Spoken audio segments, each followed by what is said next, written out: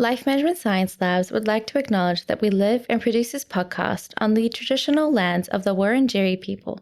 We'd also like to acknowledge the traditional owners of the lands of our listeners and our international colleagues.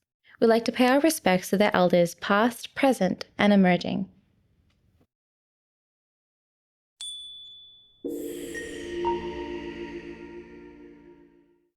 Hey everyone, and welcome to Raising Parents, the Parenting Science Insights podcast, produced by Ella Massal, the Life Management Science Labs.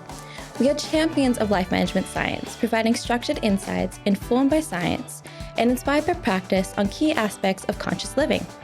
Each week, we bring you scientific and practical insights on each element with the expert knowledge of professionals in the field.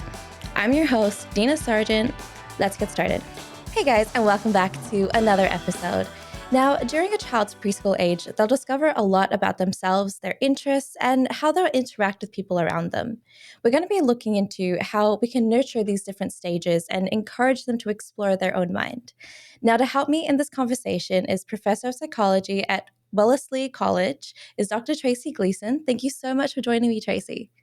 My pleasure. Now, with your background in both developmental psychology and as long as a license in early childhood, what is your role in helping parents understand their child's imagination and their development? Well, most of what I do is research and teaching, but I do occasionally talk to parent groups or to groups of preschool teachers about imagination and about my work on social development, and especially the work that I do on friendship and imaginary companions. Okay, perfect. Now, with working with parents or with working with different types of groups as well, what has been the most common frustration that parents often express when dealing with their child's development?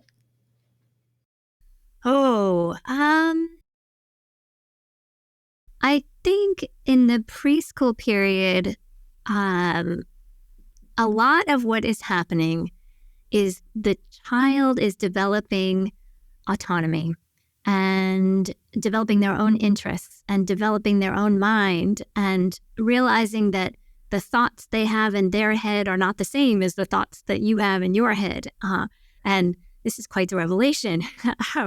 And so I think a lot of parents end up struggling a little bit because children have wishes and needs and desires and often different opinions about what should happen next from the parents themselves. And unlike earlier in infancy or toddlerhood, where children also make known that they want to do something different than what is happening, preschool age children are able to verbalize it much more so, and they're bigger. And talking with them, you have more ability to have a conversation than you do when they are, say, 1 or 2. But at the same time, this is not somebody who's got sophisticated conversation skills. And sometimes, you simply have to do what you have to do. So we often talk a lot about how to manage conflicts or how to set up the environment so that the conflicts don't happen in the first place. That's a lot of what teachers do in early childhood education is they create an environment or a world for children to live in that keeps conflicts from happening, if at all possible. Not that you want to eliminate all conflict, but smoothing the path a little bit makes things a little easier. Mm-hmm. No, that's such a great introduction. Thank you so much for sort of introducing what you do and introducing a lot of what a lot of parents probably find common in the development of a child is, I think autonomy is probably the best keyword that you can possibly ever use. And I've used it so much throughout the show, mainly because a lot of a child's life is trying to figure out where their boundaries are, try to figure out where their limits are, where their power is as well, which is also very interesting because I've seen so many toddlers and I have so many friends who have so many kids who just argue back quite often because they know that this is how they get their way. This is how they figure out how to communicate. And there's so many different ways that parents are trying to figure out, okay, should we allow that sort of social development in the way that, okay, they get to express their frustration, or should we sort of say, no, this is not how you're supposed to be talking to anyone. So there's always that common question that I get from a lot of my friends, and being on a parenting podcast and not being a parent myself is always the most interesting aspect to it. It is tricky. I mean, the experience does help for sure. So before we get deeper into it, I'd love to get to know some of your interests as well as some of your recommendations on different areas that we sort of see in a lot of the world. So to start off with, what do you have a favorite book that you could recommend? Well, if we want to talk about young children and imagination, I do. It is called Imaginary Companions and the Children Who Create Them. And it's by Marjorie Taylor, who she's retired now, but she was at the University of Oregon for many years. So she is actually coming out with the second edition of this book, which is very exciting. But it's basically a whole book all about imaginary companions and young children's imagination and how it fits into their lives early on. So that would probably be the book that I would suggest in this domain. Oh, that's perfect. No, that sounds really interesting. I know we're going to be talking a whole lot about imaginary children, imaginary friends, and imaginary companions. There's going to be so much in that, but I'm really excited to talk about it because it's always something that we, especially as adults, we sort of see as something to be worried for, something to be worried about, okay, if my child started talking to a wall, is there someone in that wall, or is that something just like there's so many questions a lot of parents that I hear a lot of my friends always saying as well, like they start playing by themselves. Is that a bad thing? Is that a interesting thing? So no, I love books about children development. I feel like that's one of my hot topics of interest at the moment. So that's definitely going to be added to my list now. Do you have a movie that you've recently enjoyed? Well, my family, we didn't do the double feature, but we made a point to see both Barbie and Oppenheimer. And my husband's a historian of science, so Oppenheimer was it. I actually had to ask him not to narrate as we went along because he had lots of background information to share. And then Barbie, we just loved. I mean, that was so much fun. But you made me think of something, which is my favorite book as a child, which was The Last of the Really Great Whangdoodles, which is by Julie Andrews Edwards, as in Julie Andrews, the actress. And it's a wonderful book in which children basically go into imagination. And it's kind of funny that it was my favorite book as a child, and then I ended up doing this work as an adult. There's a certain continuity there, shall we say, of interest. That was another one of my favorites. No, that's really cool. I think I love when actresses and different sort of celebrities, they sort of dive into different areas. So, and also I love Julie Andrews. So there's nothing that she can do wrong for me. Like never. She got knighted for a reason. So she's now Dame Judy Andrews. So there's going to be. Now, are you listening to any podcasts at the moment?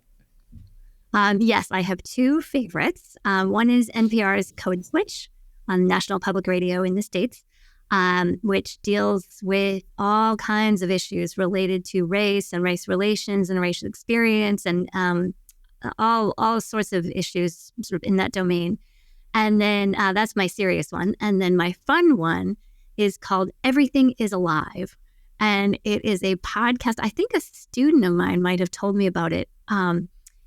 Each episode is an interview, much like this one, with some sort of inanimate object, like a playing card or a can of soda or a rock. And they have people on to, impersonate these different objects. And they talk about a lot of sort of deep philosophical questions about, your life is a rock and how long it lasts and, being worn away slowly over time and all those sort of things. So it fits right in there with all the other imagination stuff that I love.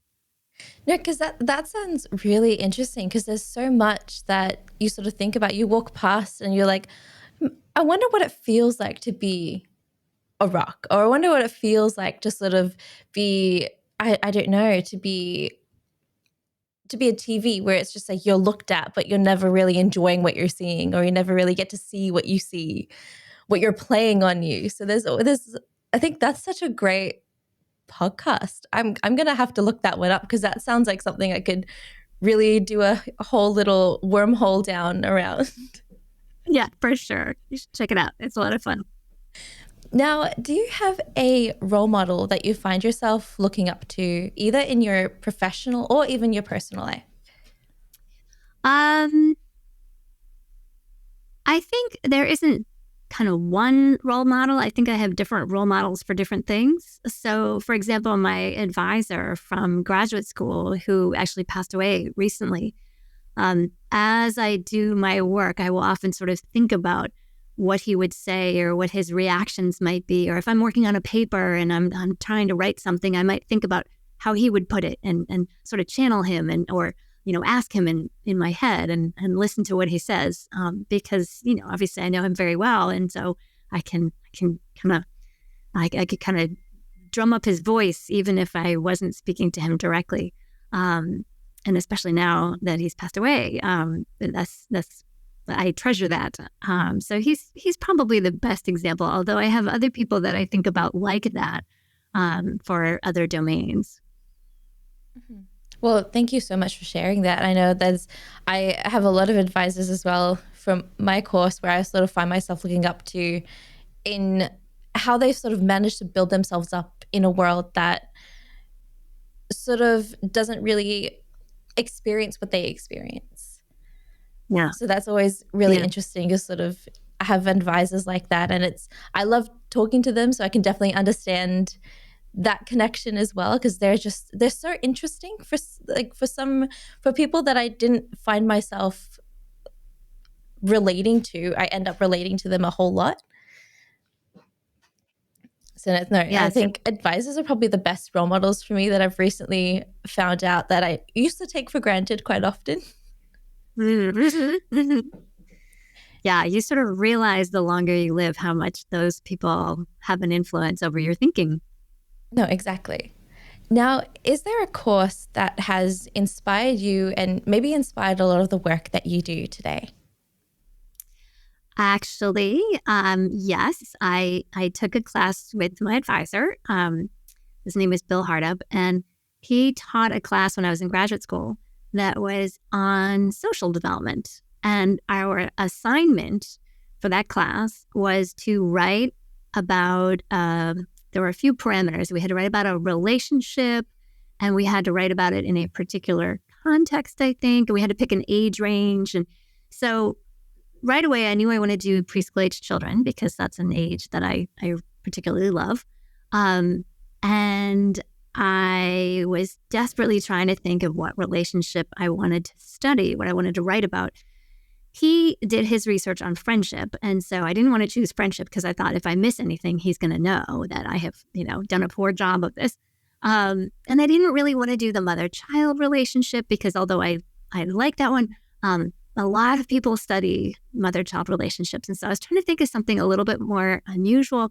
And finally, I thought of relationships between children and their imaginary friends.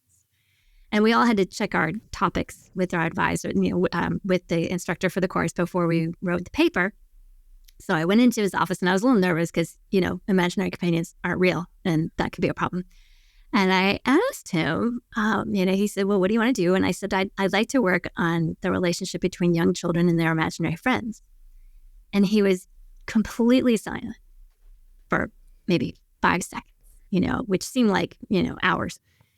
And then he said, actually he laughed. And I thought, okay, this is either really good or really bad, and I don't know which. And he said, okay. And it turned out, I found out later, that he had actually had a child. Those children were all grown by the time I met him, but he'd had a child who had an imaginary friend and talked about it for, weeks and weeks and weeks and maybe a year. And he'd always wanted to do some research on it, but had never really gotten around to it. He'd been, focused on friendship. So the fact that there was somebody who wanted to do a little work on this was kind of fun for him. So I wrote that paper, and the rest is history, because I was hooked. I mean, there was a little bit of research out there when I started, but the area really didn't have a lot of attention. And so I started doing work to try and make contributions, and there was a lot of space because there hadn't been a lot of work already done. So that was pretty fun. No, that's a pretty good start story, because I've heard a lot of different ways and how a lot of it has influenced their work, and that's probably the most interesting one that I've heard, especially seeing as though the connection really was there between you and your advisor, just the fact that this is something that he always wanted to do but never got a chance to do it, and you're sort of, okay, I'll do it then. So then there's a whole lot of connection between that, which is, no, that's incredible start story. Thank you. It was fun. Now, thank you so much for sharing a lot of your recommendations and a lot of how you sort of came to be in your research. Now, parenting is a very big topic, and everyone has a very different definition as to what being a parent means and what parenting, the whole role of being a parent is. What do you think parenting is to you? Well, I think parenting, what's interesting, I just found out recently that the word parenting emerged somewhere around the 1970s. Like, prior to that, you could be a parent, and the word parent existed, but the verb to parent, right, parenting, that wasn't really something that people talked about.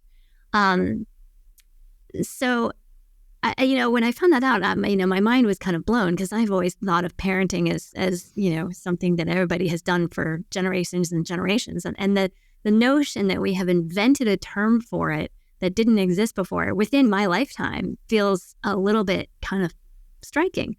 So that sort of got me thinking about, well, what is it that we think we're doing here? And of course, your question addresses that as well.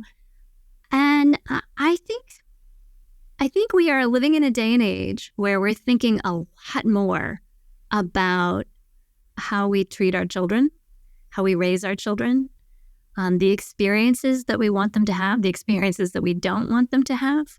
I think we are figuring out what the best ways to do this are. And I think there are multiple ways. I don't think there's sort of one secret to being a quote unquote good parent. And a lot of it has to do with the society that you live in and your cultural norms and all of those pieces.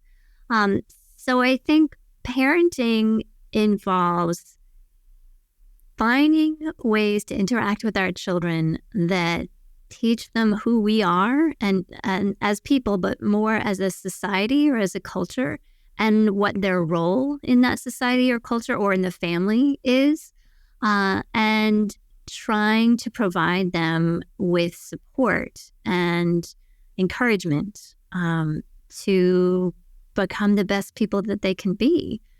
So I see a big role for emotion and social interaction, and physical touch, comforting, as well as introducing them to new ideas, a kind of support for cognitive development as well. Basically anything and everything we do to foster children's development. Mm-hmm. No, I think that's great. And I actually didn't know that parenting was a very recent discovery as well. Who knew? But Alison Gopnik wrote a piece.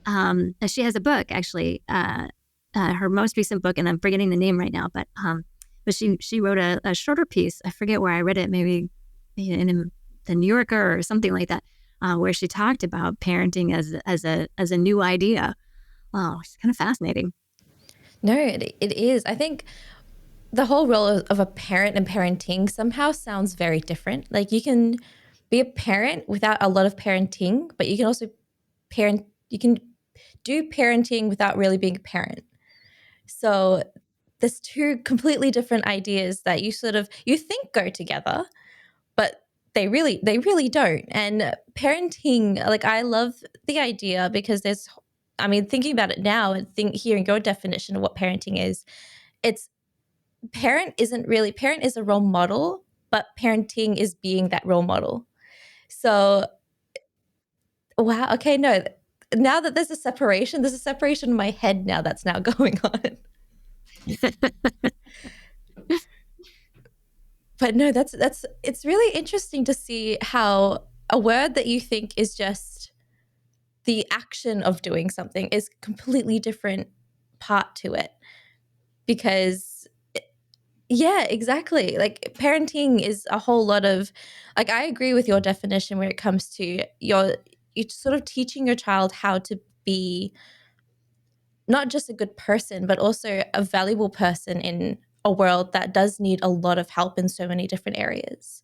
Whether you're trying to teach your parent to be a role model to someone else, or especially like older siblings, you're trying to teach them to be a role model to your other siblings. You're trying to teach them to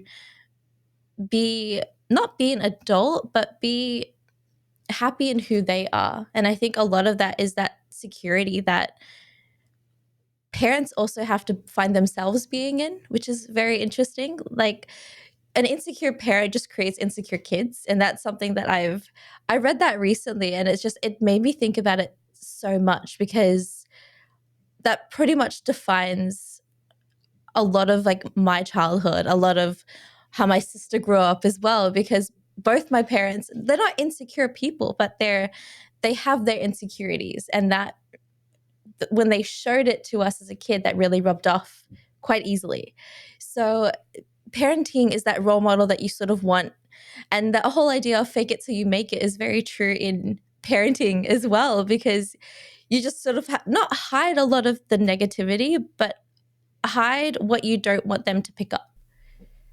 Yeah. Yeah. I mean, basically, what children get from parents are messages, both explicit and implicit, about the world. Is the world a safe place? Is the world a scary place? Is the world going to love you? Or is the world going to be suspicious of you? The way that we treat our children is the way that they expect others to treat them. And of course, they have lots of experiences over time with lots and lots of different people. And so different people will react to them differently. But they're going to go into those interactions with a certain set of expectations that are built within their relationships with their parents. And so if what you build is a sense of self that you are worthy of care and that people are going to love you, if that's the message that you're getting from your parents, you're going to enter into new relationships fully expecting that people are kind and nice and they're going to love you, and so that influences how you behave in those new relationships.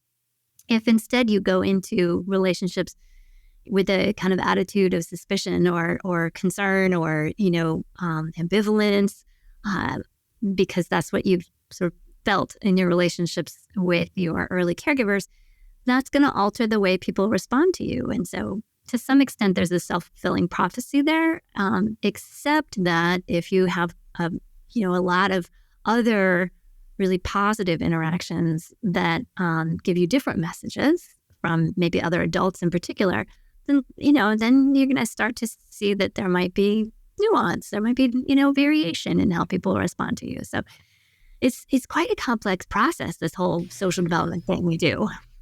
Yeah, especially trying to be a role model to a child that picks up on every little thing that you do, picks up on the worst of you that you didn't even know existed. That's right. So during that process, what is something that expectant parents sort of need to be aware of in their transition to being a parent? Well, I think the most important thing to realize is that it's not about you anymore. That, there are a million different scenarios in which your needs have to simply be set aside because you can cope and your child can't. And so you need to help your child cope. And, you engage in this process of especially early on, you provide the regulation for your child. You help them calm down when they're upset. You help them giggle when something fun is happening. you help them kind of maintain a kind of contentment. And then as they get bigger, that shifts to being a more mutual or sort of co-regulation between parent and child. And then eventually, the child takes over regulating themselves. But that takes a really long time, especially for big emotional things. Kids need their parents a lot. I mean, I'm thinking about this a lot because I have twin 17-year-olds at home. And, they're very large and, they do a lot of stuff themselves. They put on their own socks and, now they even drive. And they're all but adults. But the emotional stuff, sometimes they need a little help. And usually that's at 11 p.m. And you're really, really wishing you could go to bed and you need to, be there for your child instead. So, somebody once said to me, the one decision you can't undo, no matter what happens, is having a child. Many other things in your life you can change, even if they seem like really big decisions. But once you have a child, you have a child, and whether you raise that child or not. And I always thought that was sort of an interesting perspective to have, because it does remind us that this relationship is, hopefully a really long one, and it can bring a lot of joy. But it also, you have to change your thinking a little bit. I always joke that a portion of my brain doesn't belong to me, that it belongs to my twins, and everything that I need to think about with respect to making sure that they're where they need to be when they need to be there. They've got what they need. They're feeling okay. They're, things are going well for them. They've, made the college application deadline. All those little things. I used to use that portion of my brain for other stuff. But now it's dedicated, and I think that's just sort of how it is until they're really off and on their own. I think the idea of once you're a parent, you're always a parent. Whether, like you say, whether you raise them or not, you're still a parent. And then it's not like until they're 18 that you stop being a parent. It's for the rest of your life. It's like you're there. I mean, I'm 25 and I still go to my dad being like, should I do this or should I not? Like, how do I do taxes? How do I file this? Like, where am I supposed to put everything do I keep all the files that I'm supposed to have? Or am I able to scan them out and keep them on my computer? He's like, so there's so many questions that I still go to my parents for, that it's more important now after I'm 18, after I'm an adult, and I'm still like, okay, I have no idea how this world works, and I no idea how I'm gonna ever survive in it, but they're always there as you're fine, you've got this, just do A, B, C, D. That's their role for the rest of their life. And it's so much to ask of them for me to sort of go, and I'm always like, okay, I just don't know whether I should, because I'm an adult and I should be able to handle this, but they've taken on that role and they've chosen to do it. So there's so much that they are wanting. All they're wanting is for me to go to them. And it's a very interesting aspect for me to be as an adult, because I felt like I didn't need them as a teenager. And now I need them more than ever as an adult. Right.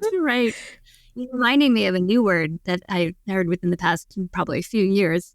Again, I think from my students, adulting as a verb, right? Going out in the world and adulting. And you're not born knowing how to adult. And so adulting is a challenge. It's a hurdle. It's something you have to learn how to do. And it takes a while. Yes. A lot of pieces. Well, I'm 5 years old into being in as an adult. So that's that. I'm still a baby. I'm still a child. There's still so much that I'm supposed to know. I mean, my sister, she's recently just turned 21 this year. She's gotten her first year as being an adult, and she was like, I survived the first year. I'm one. I'm fine. If I can survive 1 year into being this, it's like she sort of sees it as being in a relationship. Like, I've survived 1 year. It's my 1 year anniversary of being an adult. If I can do 1 year of this chaotic mess, I can do the rest of my life. hopefully it will become less chaotic. But if it doesn't, I'm okay. Yeah, exactly. Now, we're going to be looking into a lot of imagination and a lot of play. I mean, we've spoken about it previously already, but can you explain that significance of imagination in a child's development, especially looking into the preschool age? Sure. Well, one thing I like to do is to point out, as adults, we use our imaginations every minute of every day. We are constantly thinking about things that are not in the here and now. We think about tomorrow. We think about yesterday. And some of those are memories, which is a little different than imagination. But sometimes we imagine how things could have gone had something been a little bit different. We also, every time we need to make a decision, we think about, well, if I do X, then how will I feel or what will happen? But if I do Y, how will that feel or what would happen after that? All of that requires imagination. You have to take yourself out of the here and now and put yourself in a different time or a different place or a different mood or a different circumstance and consider what that would be like. So this ability we have is pretty remarkable. It's behind all innovation. It's behind science. It's closely related to creativity. It's behind art. It's fundamental to who we are as humans. So when we talk about imagination in preschoolers, we're talking about fostering this incredibly important cognitive process at its earliest stages. Young children are not very good at getting out of the here and now, right? Their sense of time is not too great. Their sense of continuity isn't so great. Their sense of things being not as they are. I mean, that's really hard for a young child to think about where I am right now and what I'm doing and where I could be or what I could be doing. Like that's some pretty hard cognitive work. So, when you're fostering imagination in young children, you're helping them to develop these skills that they will need for the rest of their lives. Mm-hmm. No, there's a lot, I think, especially when sort of dealing with a child's imagination, their imagination can take them everywhere. But each day is different. And I've noticed that in a lot of my friends' kids. We're playing around, we're sort of playing dolls one day, and the next day we're on a spaceship, and next day we're running a cafe out of a box that was made up. Like their imagination is all over the place, and they're trying to figure out which one of their stories in their head is the long-lasting one as well. Like they're trying to figure out, do I really enjoy this? Do I really enjoy being a pirate? Or am I okay just sort of pretending that I'm doing an everyday thing and following my dad to work? Like there's so much that they're trying to figure out, and especially not knowing boundaries, not knowing, okay, I could be doing this. They don't know where their limit is, which I think is the best trait of being a kid as well. Like they have no limit. There's no stop to it. They could be doing it all the way up until the time they're supposed to be going to sleep. And they could still be thinking about it when they're trying to go to sleep. Like they're always constantly thinking about different ways that their life is, I don't want to say better than it is, but is bigger than what it currently looks like. Mm-hmm. Mm-hmm. It's interesting. A remarkably high proportion of pretending that you see children do is actually really mundane. It's, cooking meals, taking care of babies. It's, cleaning up. It's giving the dolls some toys to play with. It's a replica in many ways or a simulation of what they experience in their day-to-day lives. It's very ordinary, but they are also quite capable of imagining pirates or imagining, space travel. And given the right information, maybe given books, given a little explanation, being shown some ideas, they can certainly work with that. But on their own, they tend to kind of reenact the things that they know, but often playing a role different from the one that they play in real life, right? So, you might typically be the child in the parent-child relationship, but when you pretend, you get to be the parent, or you can take on that role. And there's a certain appeal to being the person who knows all this stuff and has all the power and directs everything. That's not an experience that most preschoolers have. So that gives them a chance to try on something kind of new that they know exists.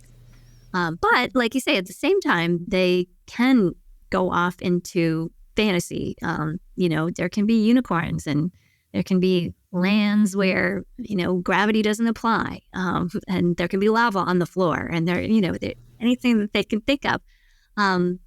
Or anything that has been suggested through media of some kind. They get a lot of information through books and through TV and movies and all that sort of stuff. And so sometimes that will appear in the play that they're doing. Mm-hmm.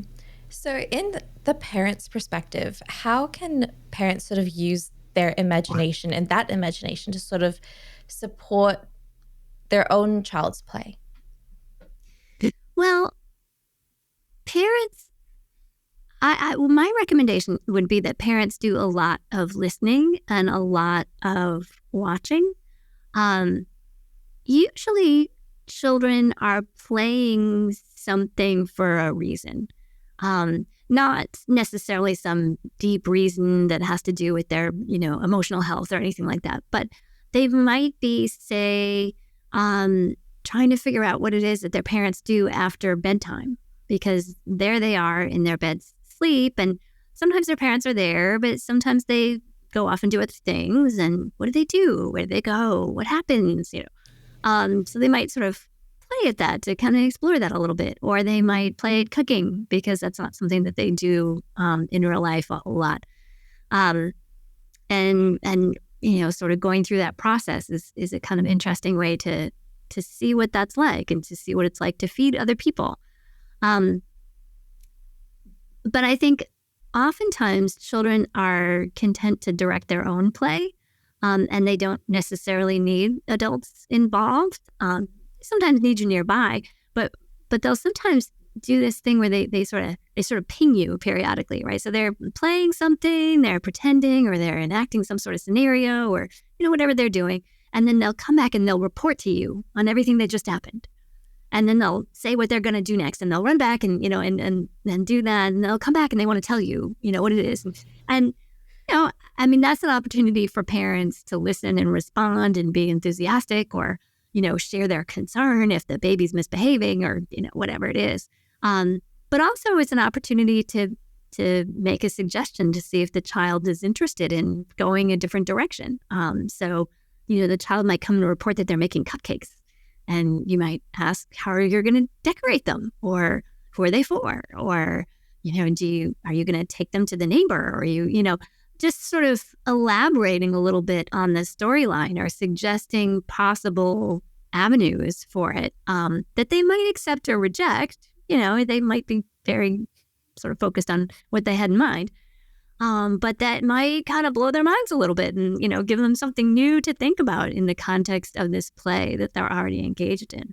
So that to me is a way to sort of support and extend the play that they're already engaged in, without redirecting what it is that they're doing. Obviously if the children are engaging in a lot of conflict, or the storyline is getting complicated and scary, and, there's a lot of negativity involved, then you might want to redirect. But if they're enjoying what they're doing and they're just sort of telling you about it, then your job is to respond enthusiastically, and maybe make a suggestion and ask if there's something else might happen, and then let them direct it themselves. They aren't coming to you for direction. They're coming because they want to tell you about the fun things that are happening. But if they happen to get an interesting suggestion, they might run with it. So it's both supporting their initiation and elaboration of the play without being so heavy-handed that they no longer have control over it themselves. Mm-hmm. So how important is a parent's engagement in that play? I mean, you're talking about sort of how parents can sort of participate, but if a parent sort of says, okay, I'm too busy to sort of take part in it, how does that relationship sort of go? Like, how does the child sort of feel about that at the end of it? Is at their end being like, oh, they don't want to hear what I have to say. It's like, it takes a lot of to sort of make time to sort of hear what a child is wanting to talk about. How important is that? Is a parent's engagement? Well, it depends on the child. It depends on the circumstances. It depends on what else is happening. Every parent has moments where they're trying to get something done and their child wants or needs their attention. And often if it's just a conversation that they need, you can do that while you're cooking dinner and doing laundry and paying the bills and, doing all those chores that we all do when we're adulting. So that's relatively easily managed. I think the bigger issue is when you have things you definitely need to do and your child also wants you to be involved in the play in a more direct way.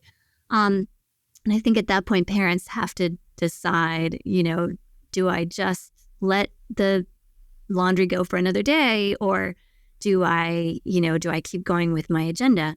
And that's going to depend a lot on the child, right? It is, you sort of have to assess, like, is this need a really serious one, or is this need sort of an everyday one? Because if it's an everyday one, you might be able to say something like, I need to put the laundry in, I need to, cut up the vegetables for dinner, and I need to do, these 3 things. And then as soon as I'm done with that, I want to hear all about what you're doing. Mm-hmm. So you give them sort of very tangible, concrete things that are going to happen in between now and when you will be able to provide them with your attention.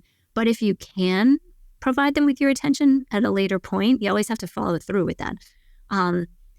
Then they will often just go back to what they were doing and say, okay, like when you're done with your things, and they might check in with you. Did you chop the vegetables yet? Did you do the laundry? Like, where are we in the sequence? And if they know that you're making progress, and if you say things like, okay, laundry's in, now it's just vegetables and whatever the other thing I said was it paying the bills or something? Yes. Yeah. Paying the bills. Forgot my own example.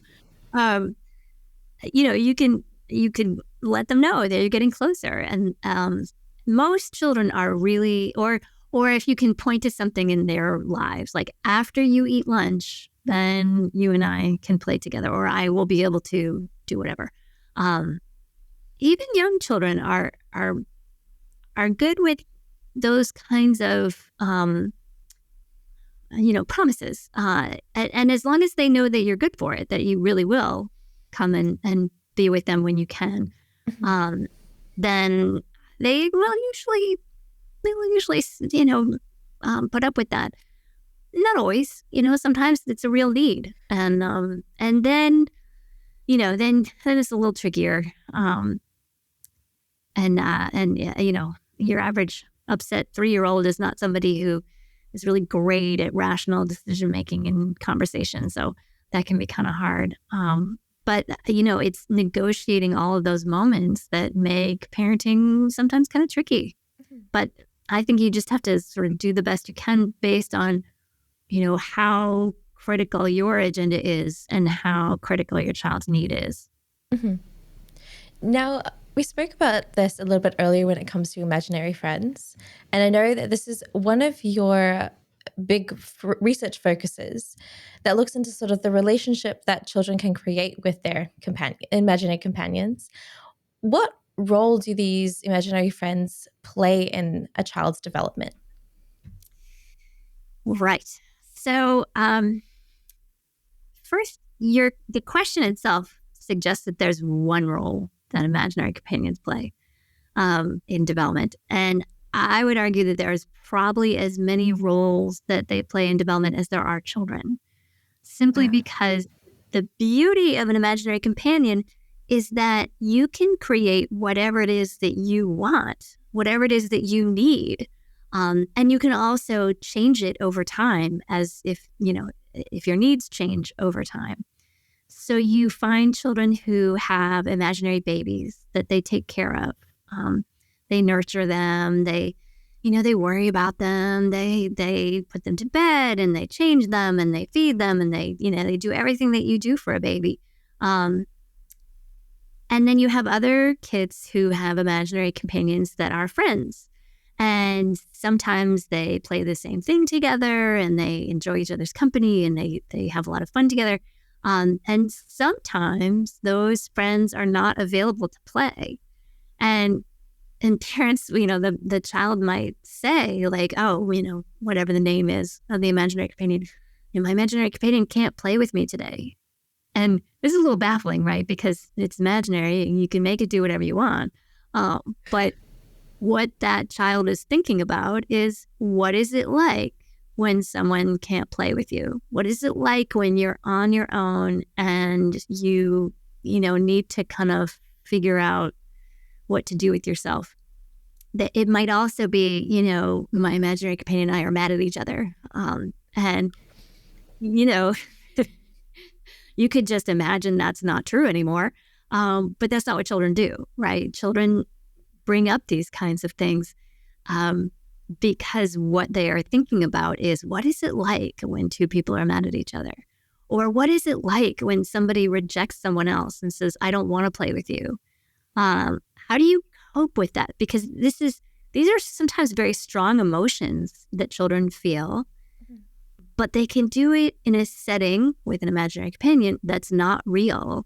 So it's that strong emotion, but without that tinge of reality that makes it as upsetting as it would be in real life. Mm-hmm. So you can kind of simulate that emotion to a certain extent without actually having to feel it. And then if you do end up feeling it, if somebody does reject you and doesn't want to play with you, you've learned a little bit about what that's like, and you've figured out how to cope with it a little bit. So that might be one way that a child uses an imaginary companion, but the child with the imaginary baby isn't doing that, right? The child with the imaginary baby is thinking more about the rights and responsibilities of a parent. And so imaginary companions come in all shapes and sizes and have all kinds of behavior associated with them. That is what the child is looking for at that moment. Okay, so when it comes to the imaginary friend, it's sort of like us, how we sort of role play how two people would interact with each other, or we practice how to tell someone something deep that we don't really know how to talk about. We sort of practice that beforehand. So it's sort of like us trying to figure out how they would respond and how the other person would respond. But instead of us speaking to a wall, the child's actually talking to an imaginary friend or talking to someone that is going to also help them with their emotions and teach them what the other person will react. Right. It helps them, it provides the context in which they can imagine what another is doing. And something else that I think is kind of interesting that we have found in our work is that a lot of children talk about their imaginary companions much more so than to their imaginary companions. So I think sort of stereotypically we think of a child with an imaginary companion as someone who, is sitting at the table and there's an empty chair next to them and they're chatting with air, right? Or like you said, talking to the wall. But actually a lot of what they do is report on things that happened between them and their imaginary companions, or things that they said and the companion said, or things the companion is doing now that might not even include the child. They report on all of that to their parents. So there's an extent to which this entire relationship that they have invented provides a topic that the child is the expert on, which again, if you're 3, doesn't come up a lot. So they get to be the expert and they report on all this to a parent, and a parent who expresses interest and says, oh, and then what did you say? And what did your companion say? And, sort of, responds with engagement, will elicit these narratives and a lot of interest from the child in sharing all of the things that happened and how things went and what they said and what they did and the fun that they had together and how hilarious it was, or whatever it is that they were thinking about. They might not have acted out any of what they're reporting by themselves, but they report on it to their parents or to to other like trusted adults, kind of, maybe I was going to say after the fact, but I think some of it gets invented in the course of that conversation. So, actually in that moment, as opposed to after the fact, really acting it out. Yeah. No, because I remember, like, I still have this drawing to this day of me in kindergarten they said, draw your friend. And I drew my imaginary friend. So my imaginary friend at that time was Casper, the Friendly Ghost. Because I just watched Casper and I was absolutely in love with that movie. I mean, I'm surprised that I was able to get through that as a preschooler, because that movie was terrifying. It should have been terrifying to a preschooler, but it definitely wasn't. So I drew Casper, and I drew me sitting on the ground with Casper up in the air next to me. And that was my imaginary friend. Like, it wasn't anyone that was sitting next to me or anything that was like in this earth, but somehow I drew a ghost.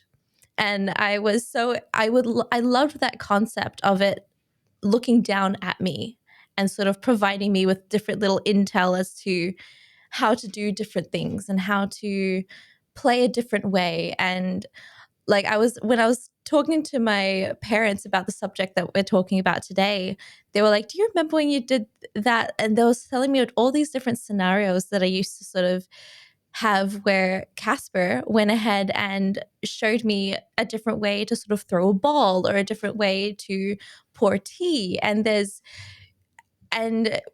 were like, we have no idea how you found out how to pour tea with one hand or how to pour water with one hand, because you were like 4, you were 3, and you were barely able to do anything. But still, somehow you managed to figure these things out. And it's so interesting as to how experienced I sounded when I was that age and not really having any look into it. So it was fascinating for me to know that I knew more than I thought I did, or I knew more at that age than I thought I ever could, because of the imaginary friend. That is so interesting, because, most imaginary friends, you find a lot of babies or younger sibling kind of relationships where, the child really has to help the companion out and show them how to do things and, tie their shoes for them and all those things. And you find a lot of friends, sort of egalitarian relationships, but you don't necessarily find tons of it. It does happen, but you don't find tons of imaginary companions that know more than the child knows. Or that the child will attribute new knowledge to the imaginary friend. So that's kind of it's an interesting kind of spin. Yeah. Because you actually had all of this knowledge yourself, but Casper was your way of attributing those new skills. Like this I can do this now. And the reason I can do this now is because of this imaginary friend. And maybe you were sort of on the cusp of being able to do a bunch of stuff, but it was perhaps a little bit new and scary. And so having somebody to help you learn how to pour tea with one hand, a little bit handy, no pun intended, a little extra help to master that skill from somebody who really knew how to do it. It's a lot like what I was saying before about, thinking about Bill, my mentor, and how when I'm thinking about research or I'm writing a paper or something, and I think to myself, what would he say or what would he suggest? I'm consulting him, but really what comes out is what I already know. I'm just attributing it to him because that There's something about that psychological distance of housing that knowledge or information in someone else that makes it easier for us to realize we already know it or we have some idea of how to do it.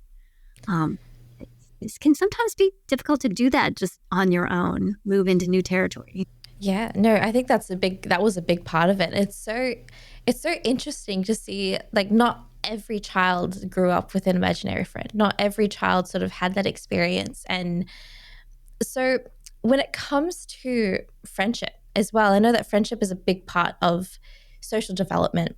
So how does the imaginative play influence the development of a social skill? That's a great question. So I think part of what happens with imaginative play is that you create a context in which a lot of social skills are honed and developed. Carolee House is a developmental psychologist. She's at the University of California in Los Angeles, and she refers to pretend play scenarios, when children are pretending something together, as a form of intimacy that, you can't just pretend with anybody, that when you engage in pretending, there's a certain vulnerability that comes along with that you have to be willing to make suggestions about how this world should work and hear other people's suggestions about how this world should work. And you have to agree. You have to negotiate. So if we're going to play pirates, we have to talk about whether we're on land or on a boat. And we have to, if you want to be on a boat and I want to be on land, then we sort of got to figure that out. And so maybe what we do is we decide that this is the boat over here and this is the land over here, and we can be in both places. And, so much cooperation, so much coordination, so much negotiation. These are all the skills that come from this kind of play. And then when you actually engage in the play, you're connecting your behavior and somebody else's, at least in the more sophisticated forms of pretend play. You can see 2 3-year-olds pretending to cook together. But really they're each there and they're each cooking, and they might talk about what they're doing periodically, but their actions are not particularly coordinated the way you see a little bit later on in childhood. So, it does change with development. But engaging in an imaginary world with someone else is a way of connecting, and requires, efforts to resolve conflict if it comes up, and to share your ideas and listen to others' ideas, in a way that is also conducive to the development of friendship. If you find somebody else who really likes your ideas and you like their ideas and you coordinate really well and you have a great time, that's the basis for the development of a friendship. If on the other hand, everything you do causes a new conflict between the two of you because your ideas are just not meshing, then, that might not be so rewarding. And you might seek other playmates. I think, there are going to be successes and I mean, failures is kind of a strong word for it, but there are going to be interactions that are more successful than other interactions. And those successful ones are the ones that are likely to turn into friendships. Mm-hmm. And especially when it comes to, I think a lot of parents, they're always worried about a lot of what a child is sort of facing on their own, especially when it comes to social conflict that's sort of come about. How do the constant play dates sort of have an effect on a child's social skills? Well, every time you're interacting with another child, you are having to draw upon your social skills. And parents, when these interactions happen at home, like in a play date, one of the things that parents can do is, if children are not getting along or they're having conflict or they're not quite working, parents can help point out the questions that they might need to ask each other. So, if 2 children are just disagreeing on what the pirate story is, the parent can say, what's your idea? Tell me what you think the pirates should do. Now you tell me what you think the pirates should do it. Okay, you think the pirates should do this and you think the pirates should do that. I wonder what the pirates could do that would maybe be both of these things, or maybe, maybe it could be one and then the other, or, parents can provide the language and the process by which to achieve a solution. Because the children are actually quite good at coming up with solutions themselves. If you pose the question to them, if you're able to frame the problem so that they can see the hurdle that they're trying to get over, then you can, suggest ways that they might get over that hurdle. They will often pick up on that, make a suggestion that works beautifully. They both do it. They move on. Everything's great. But they just don't necessarily have the language and the emotion regulation to do it on their own. So it's like scaffolding, right? You do a little supporting of the interaction that is happening to help them try and get past whatever the impasse is in their play. Mm-hmm. And this is particularly... Sorry, you go ahead. Okay. I was going to say this is particularly important in pretend play and imaginative play, because often you haven't agreed as children, you haven't agreed upon what an object is. Like, is this the boat or is this the land? Everything is abstract, right? You can't point to something and say, yes, this is my dagger, because I'm a pirate, or these are our crew. You have to agree on all of those pieces of the imaginative side of the play. And if you haven't really realized that, you could be saying, why are you on the boat when we're trying to dig for buried treasure? There's no treasure on the boat. You have to go on the land in order, and the other child's saying, this is the land. And so, because it's all abstract, because it's all imaginary, you have to make sure that you're on the same page. And that's much harder than if you're just, playing a sport or something and you're kicking a ball back and forth. Mm-hmm. This reminds me of this little social experiment documentary type where it shows a whole bunch of preschoolers in kindergarten together and how they would sort of respond to different situations. So parents are there watching in the background, and then there's a whole lot of different kinds of kids all doing different kinds of things in the playground with playground equipment involved. And sometimes there's a small little group here, and then one girl feels excluded from the group and goes to confront them instead of, one of the other children sort of take her hand and go and confront them all and saying, why are you sort of excluding her from playing with them? So they have the idea of they know right from wrong. They know different things, that the problems that are faced. They know how to help someone if someone does sort of need that extra support.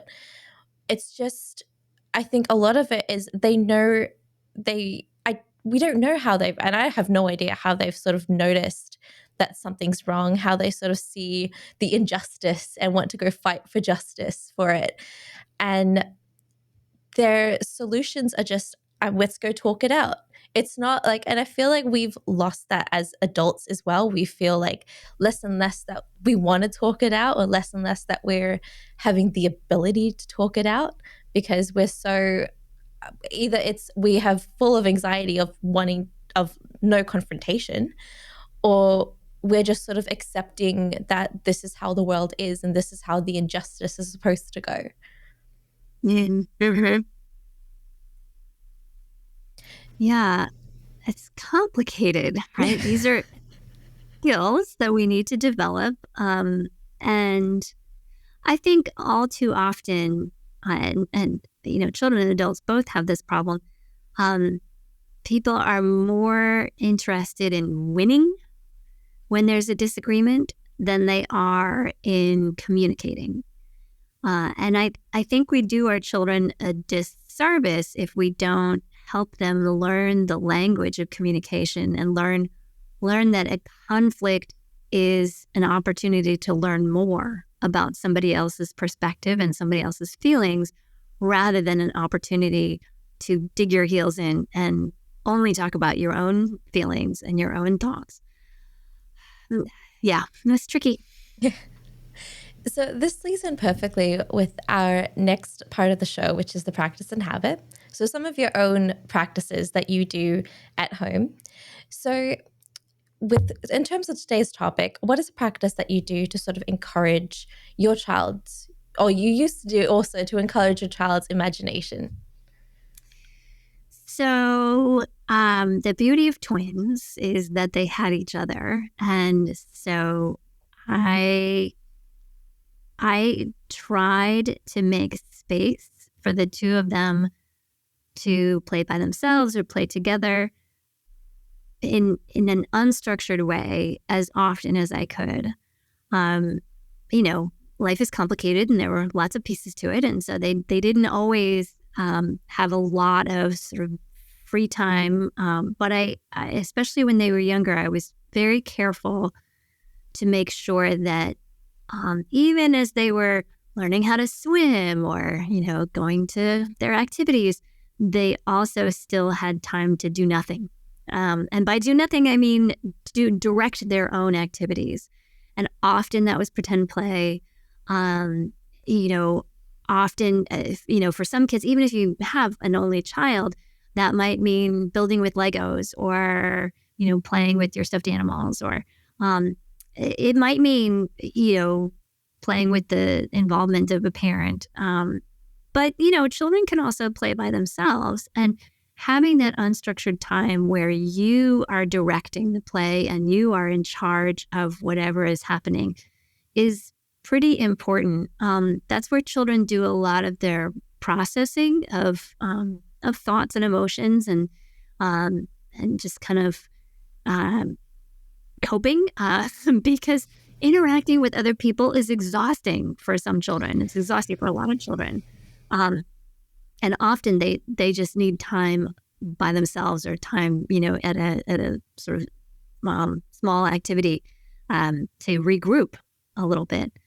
So that was a practice that I had, was trying to make sure that they always had time to direct their own play. And another practice that I had that I will admit fully I was not good about every moment was when I was with them, I tried to put down my phone. There is nothing worse than a parent who is physically present but emotionally absent, because that sends a mixed message to the child. I'm here, but I'm not. Mm-hmm. How do you know whether or not this person is there for you? I've talked to mothers who joke that, my kid doesn't want me at all until the phone rings and I pick it up and answer. And then my kid has lots of questions and lots of issues and things they want to talk about, because you are physically present, but emotionally somewhere else. Watching your children play is not always the most exciting thing to do. And so it's easy to, want to look at your phone and check your email or maybe play a little game yourself. But I think that is a really hard thing for children to navigate. If I'm reading a book while my children are playing, they know that, if I look up, I'm with them. I'm not sort of, I might be thinking about the book, but it's an easier entree into my world, my thoughts, my feelings, than if I'm on my phone. Because if I'm on my phone, I can be, my attention can be occupied visually. It can be occupied with sound. It can be, I may be reading something as well. There might be things I'm trying to figure out, or, it's a source of lots of entertainment, and lots of knowledge and lots of activities. And that can be harder to navigate. So when my kids were little in particular, I tried not to have it near me when I was with them, so that I, in those moments where I was kind of like, okay, they're just sort of playing, nobody really needs me, I could just do something else. I would try to have something else to do. Like I would fold laundry, or I would, I would do other adulting kinds of things that, are less occupying of your full attention. And that way, they would understand that I was there for them should they need me, although I was also, getting other things done. So that's a practice that I still try to engage in to this day. Of course, now that they're large and have their own phones, it's a different situation. But It's the reverse role now. It's a reference. Yeah, it's like me. Hey.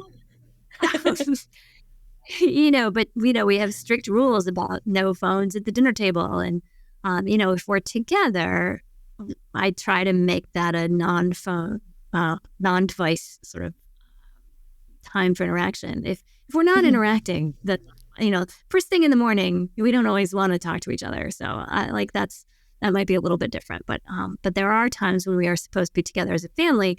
And when those times occur, nobody's allowed to be on their phone. That's you want to be here now. And we've gotten very good at being anywhere else, anytime else. And we have to resist. Yes, the phone has its own imagination now. It controls our imagination. It does. Now, this leads us perfectly into the open mic section of our show. It gives you a chance to talk about something that you are passionate about or that you want to share with our audience today. So in the last minute or two, I would love to give you the floor and share some of your thoughts that you have with us. Well, thank you. This is a fascinating opportunity. It's sort of hard to know, where to start. Certainly something I'm passionate about is putting down the phone.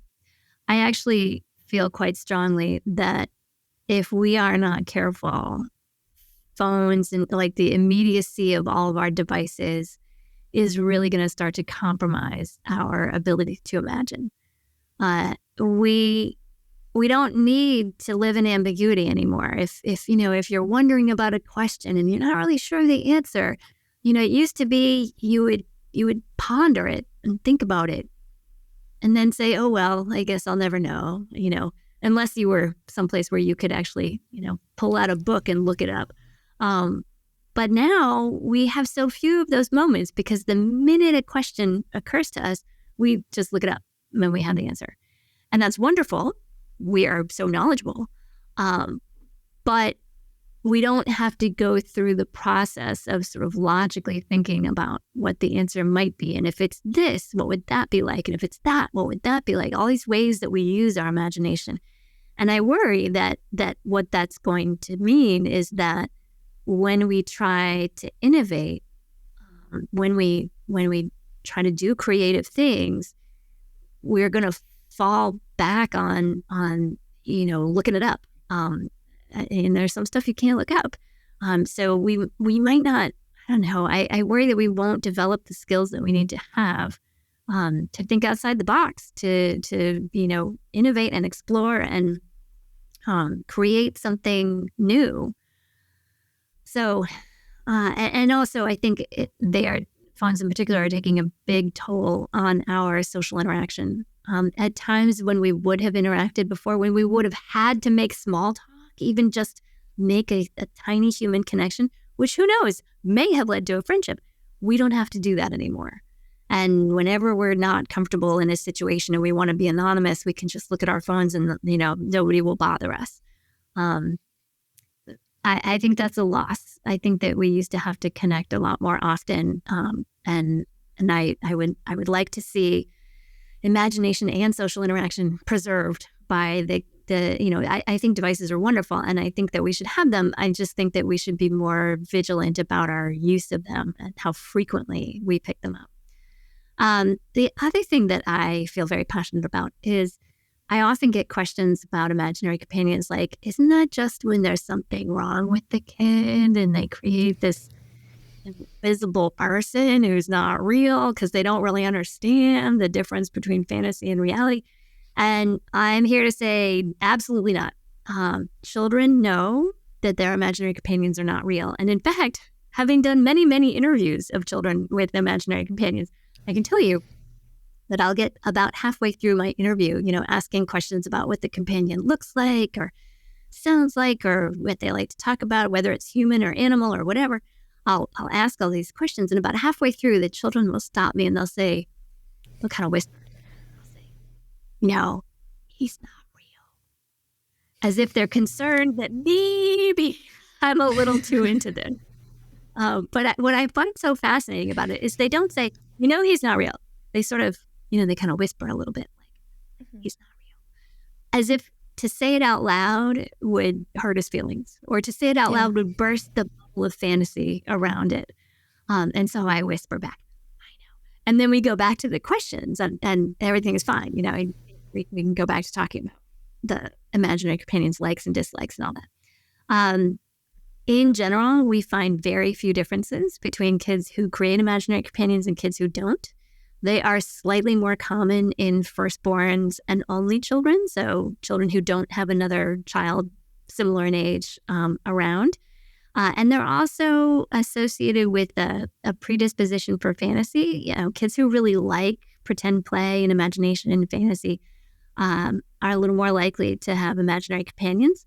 And also kids who really like social interaction, right? Especially if you're an only kid, there's no other children in the family, and you love social interaction, why wouldn't you make up an imaginary companion, somebody to interact with and play with, to talk about?